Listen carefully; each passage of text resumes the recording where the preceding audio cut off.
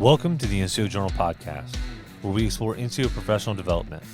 This is a podcast series where we discuss published articles with authors and provide a forum for the open exchange of ideas, information, and solutions. I'm your host, Staff Sergeant Brandon Cox, Senior Editor of the NCO Journal. With us is the Managing Editor of the NCO Journal, Thiago Zapata, and Sergeant First Class Osvaldo Akite, the NCOIC of the NCO Journal. Today we discuss the article, Building the Command Relationship Through Professional Military Education, with Sergeant Major Jason Abitua, an Ops Sergeant Major for the 5th Battalion, 4th Air Defense Artillery Regiment in Ansbach, Germany. Thank you for joining us. Before we kick things off, could you please tell us a little bit about yourself? Yeah, I'm Sergeant Major Abitua. I'm the Operations Sergeant Major here at 5480AR in Ansbach, Germany. I've been in for just a little over 17 years. I've got 2 deployments, one to Iraq, one to Afghanistan, and then an operational rotation to Bahrain, which was a little different assignment for me, but I really enjoyed the time that I was there. I've been to numerous schools over the course of my career, to include Air Assault, Airborne, Ranger School. I've served in a lot of different leadership positions. And I think I was only a troop for maybe a year and a half before I pinged corporal, and been an NCO ever since. So I've served from team leader to drill sergeant to senior drill sergeant to enlisted personnel management division, and then now I'm operations sergeant major. Sergeant Major, you start your article off with something very common across the Army, a soldier asking questions and how officers respond. Can you talk a little bit about that, or your experience as a new soldier? I had a unique first duty station, I guess, as a young troop, because I was assigned to a brigade, HHB. So I kind of got thrown into environment with a lot of officers and a lot of senior enlisted. But I fully, as a troop, I fully didn't understand, the workings of what everybody was doing. You got to think, this was 17 years ago, so the culture was a lot different in that time. So I really didn't see behind the scenes on, what officers did and what senior NCOs did. But I knew when it come to the rubber meeting the road, it was always NCOs out there leading and pushing training. So I went from there to an airborne unit in Fort Bragg.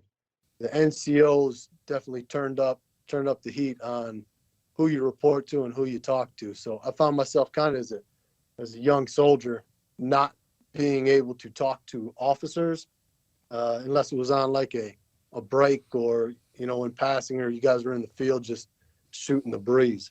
So as a young troop, I didn't fully understand, the officers were behind all the training, and they were making sure risk assessments were done, and they were making sure that ranges were locked in and con ops were done.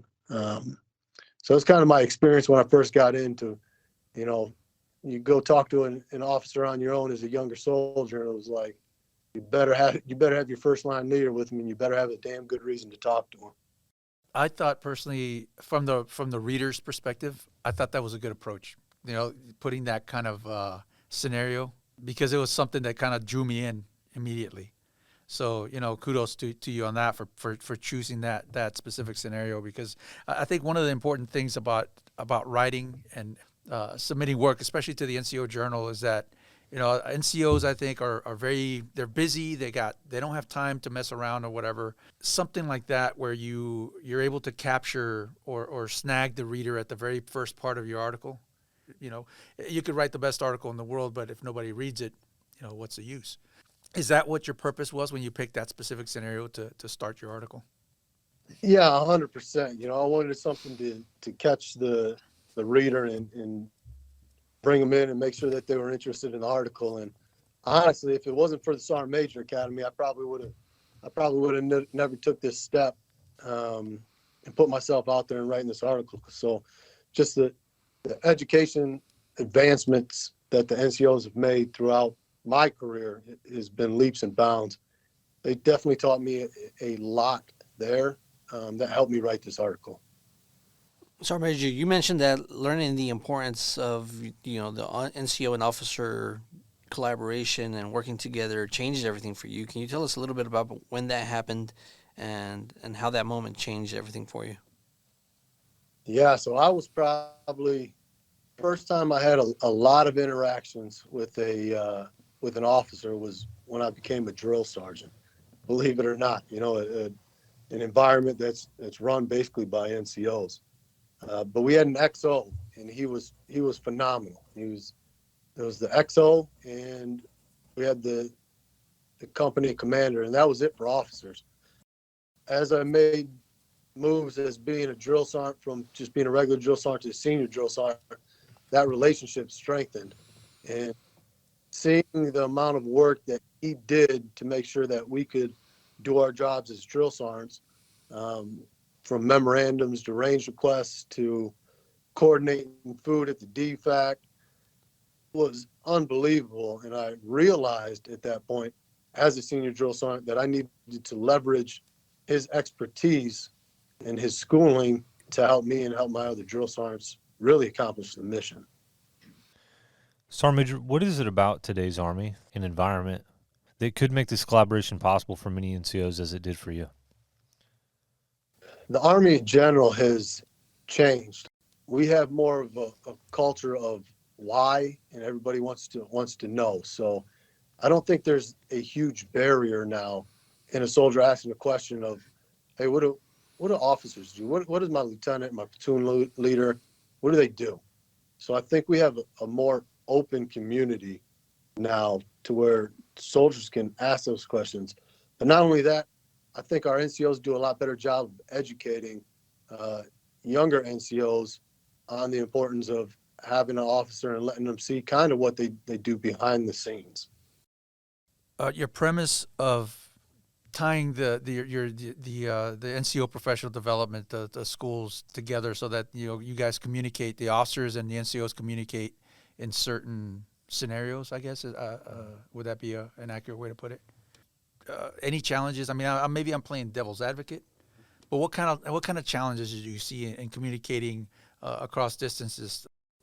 You always want to be in the room with somebody, right? If you got to collaborate with them, or you got to work on certain scenarios, so you can either miss some physical cues or signals, or you run into the fact of the matter of, maybe the person on the other side isn't 100% into it, and they're multitasking, right? So if you're not setting apart the side and or monitoring how this collaboration is going, I mean, it could be a huge waste of time. The way I see it happening is it would happen in the classroom. So whether the NCOs were at their PME and the officers are at their schooling, they'd be in a classroom environment. They would just be in like breakout groups. We had a lot of breakout groups at the academy, but you had overseen by some sort of instructor. Does that make sense? Yeah. Here's my concern, and maybe again I'm playing devil's advocate, because there's so many NCO schools, so many NCOs doing. For every MOS you have your SLC or all the different courses that NCOs have to go to. At what level would they be a part of this communication with the officer corps? And then at what level would the corps or the officer corps be a part of this? And maybe again, I think it's something that would need to be refined. But I think it's a great idea, because anytime that you get two different people, from two different points of view, I guess, to see the big picture together, I think it's all it could do is help. But there's challenges associated with that. Yeah, no, definitely. You bring up a great point. My opinion and my view on the paper was geared towards the primary educations before you take a platoon sergeant spot. So before you become really a sergeant first class. So you're looking at integrating in an ALC type environment, and then for the officers, once they complete their lieutenant time, they go to triple C before they become a commander. That would be an opportune time to start merging these educations. But I think NCOs, we need to especially at the BLC level, make a better introduction of, hey, this is what platoon leaders might be doing. This is what your company commanders might be doing. Here's some things that you guys can help them out with. And by understanding some of their duties and responsibilities, I think it'll make it a lot easier for your line sergeants to be proactive to help your platoon sergeants and your platoon leaders. But with that said, really in the ALC, SLC type level, linking up with the Triple C courses, this would be a perfect opportunity to start running scenarios with your officer counterparts. So when you take command, it's not your first opportunity or your first chance doing it. So you're able to work through sharp related issues that a command team might have to encounter, or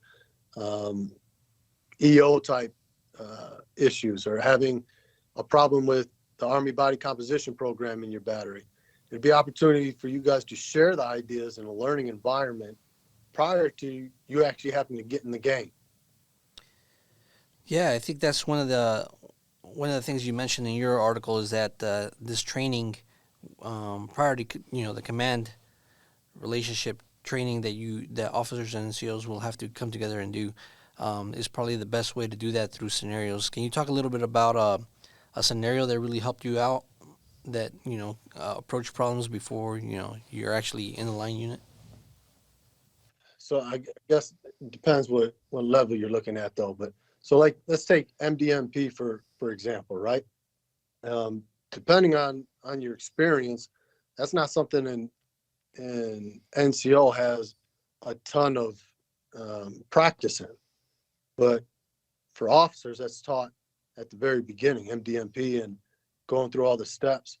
So I think it would have been beneficial to not only learn about it in the books, but actually go through a scenario of MDMP with an officer counterpart, so you can work through the issues that you have to do when you get on the line.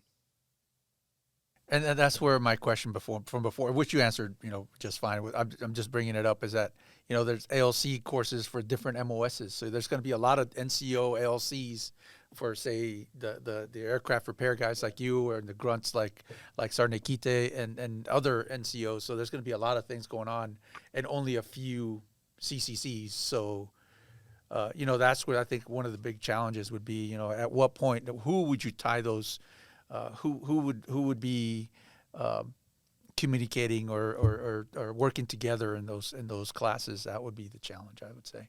But I think it's still, even if only that would happen with only a few classes here and there, I think it would be better than nothing, which is what it is right now. No, not 100% agree with you, and I might have missed your point there, but no, you're right. We have a lot more NCOs in the Army than we do have officers. So most generally, we're gonna have more primary education schools. So yes, I don't think we'd be able to hit every NCO and every officer, but if we can get the majority of them to link up, or even half of them, we're going to be better down the road than we are right now with future command relationships. Yeah, which kind of leads to the next point here, that one of the questions that came up was about the stereotypes, the impressions that are made at certain levels of the officer and the NCO career.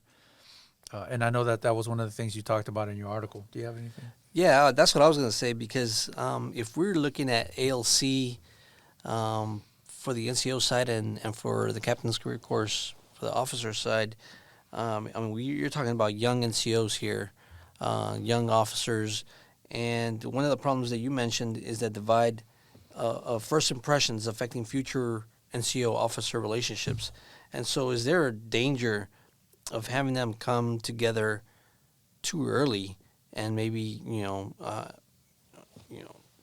making those stereotypes cemented earlier on in their career? I don't see a downside to it, right? Because if you're in a classroom type environment with say 20 NCOs and 20 officers, and you guys got to work on multiple scenarios with multiple individuals, you can see that, okay, not all NCOs think the same, and not all NCOs are going to react like a certain individual. But the minute you take platoon type leadership, you're married to that individual for said time, whether it's a year or 2 years. And that's really your only look at how you think the NCO Corps or the officer corps is going to be. So I think giving multiple views and multiple opinions of a wider range of NCOs and officers would only help not cement a first impression of an NCO or an officer. Yeah, especially for the younger people. There's always preconceived ideas, and the more that they're able to associate, even if it's in a classroom environment, I think the more that those preconceived ideas can be challenged. So I think it can only do good. You're a brand new lieutenant, right? You come to your first unit, and you got a sergeant first class who's coming up on 19 years, and he's ready to retire. Like his head's already checked out of the game. It's probably not going to be a first good impression on that lieutenant, and he's now having to do NCO stuff. He's not getting mentored. He's not getting inspired or getting the leadership that he should be. And now for the rest of his career, unless he comes across a stellar NCO to change his opinion, he's going to be like, man, the NCO Corps is lazy. I can't depend on him. I had to cover down at my first unit.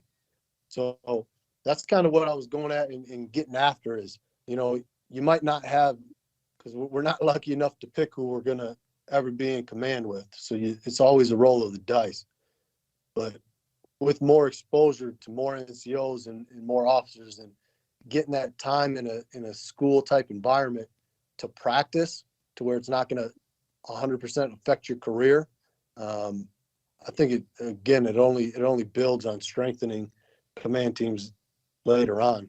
That, and you got to look at the networking side of it, right? Because there's people I've been to ALC with and SLC with, and I've never met in my life, but going through the course with them and working through some of this schoolwork, I made lifelong friends, and I talk to them. I talk to them still to this day. So building that relationship and meeting some of these young officers, that's another resource that you can call later on in your career.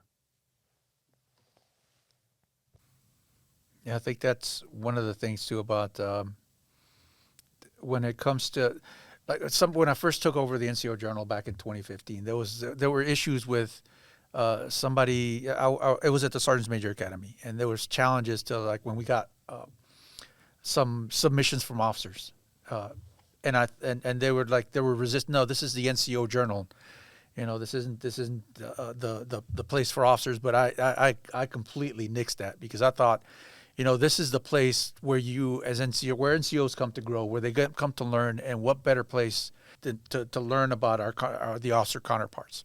This is a very important subject in that I think that the more NCOs are able to learn how to communicate and learn from the officer corps and vice versa, I think the better, and the better the NCOs that come out of the Army, and the better the NCOs there are in the future. So kudos to you for this article. I thought it was well written. It was a great subject. No, and that's great, and this might not be the say it all, right? But at least we're stimulating conversation. At least we're thinking about it, and who knows, maybe somebody reads this article and they're able to add to it, and it's just something that comes to fruition, and it helps the Army as a whole, because that's what it's really about. After doing this for so many years, it's not about officers and warrant officers and NCOs, but it's about the military in general, not just the Army. It's about everybody getting better, and the only way we do that is stimulating conversation and sharing ideas. Thank you, Sergeant Major, for joining us, and a thank you to our audience. Remember to put your knowledge to the page, submit articles, and get published with the NCO Journal. Don't forget to check out our webpage and follow us on social media. We'll catch you next time on the NCO Journal podcast.